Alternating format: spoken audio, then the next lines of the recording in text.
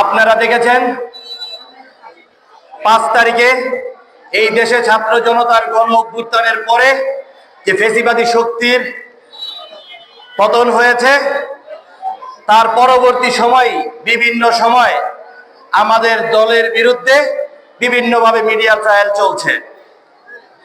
তারই ধারাবাহিকতায় মিটফোর্ড থেকে শুরু করে অত্যন্ত ঘৃণিত কিছু হত্যাকাণ্ডে বিভিন্ন অপতৎপরতায় আমাদের দল জাতীয়তাবাদী দল বিএনপিকে জড়ানোর জন্য একটা কৌশল করা হচ্ছে। সেই ব্যাপারে কয়েকটি কথা না বললেই নয়। আপনারা ফেসবুক এবং বিভিন্ন নিউজ পোর্টালে নিউজের পরে যারা দেখবেন কমেন্টস করছে, তাদের আইডেন্টিটি গুলো দেখবেন। তারা কারা?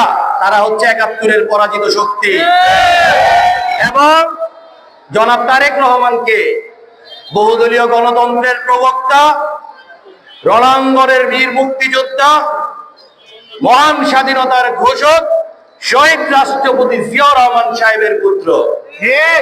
স্বভাবতই গাত্রদাহ করাটাই স্বাভাবিক, যেমনটা ৭১-এ হয়েছিল। এটা কিন্তু ৭১ না। এখন এসেও যদি আপনাদের চরিত্র সংশোধন করতে না পারেন, বাংলাদেশের মানুষ ঠিক যেভাবে ফ্যাসিস্টদের লাল কার্ড দেখিয়েছে, ঠিক সেভাবে আপনাদের লাল কার্ড দেখিয়ে দিবে।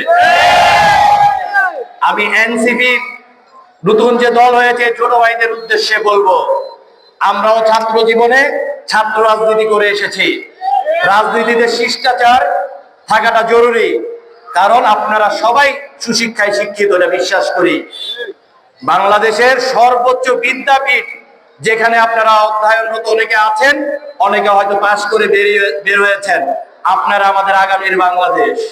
আপনাদের কথাবার্তা, চাল চলন, মাধুর্যতা এবং সৌন্দর্যতা বাংলাদেশের মানুষ আশা করে। সে সাথে আমরা জাতীয়তাবাদী আদর্শের প্রতিটা মানুষই আমরা এটা আশা করি। স্বৈরাচারদের করা প্রতিটা পদক্ষেপ, স্বৈরাচারদের নেয়া প্রতিটা আক্রমণের বিপক্ষে জাতীয়তাবাদী দল আছে। সেই জন্য এনসিপির উপরে যে নগ্ন হামলা হয়েছে তারও আমরা প্রতিবাদ জানাই এবং এটাকে ন্যাক্কারজনক একটি ঘটনা ঘটিয়েছে। সেই সাথে এনসিপির নেতাদেরও বলবো, এটা আপনাদের হাতের কামাই। শুধু কথা বললেই হবে না, প্রমাণটা কাজেও আসতে হবে। এটা বৈষম্য বিরোধী ছাত্র আন্দোলন না যে ডাক দিবেন দল মত নির্বিশেষে সবাই চলে আসবে। এখন আপনারা একটা স্বতন্ত্র পলিটিক্যাল পার্টি। এখন আপনাদের জন্য যাবে কারা? আপনার দলের নেতা কর্মীরা। সহযোগিতা পাবেন সমমনা দলদের। যখন আপনাদের আচার আচরণে সুন্দর থাকবে, আমি আশা করব আপনারা আচার আচরণ সুন্দর করবেন।